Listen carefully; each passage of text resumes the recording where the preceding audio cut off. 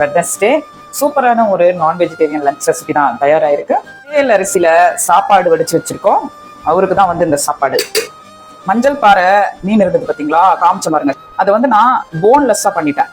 போன்லெஸ்ஸாக பண்ணி குழம்பு சர்வ் பண்ணலாம்.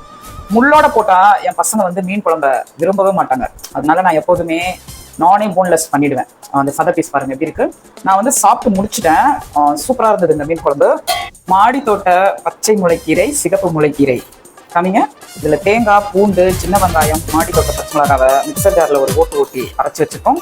சாப்பிட ரொம்ப இனிப்பா சுவையா இருக்கும். மீன் குழம்புக்கு பரிமாறலாம். அதனாலதான் நான் சாப்பாடு கம்மின்னு சொன்னேன். இந்த மாதிரி கீரையை நம்ம நைட்டு கூட எடுத்துக்கலாம், தப்பே கிடையாது. முழுசா மஞ்சள் பாறை மீனை வந்து வறுத்து வச்சிருக்கோம்.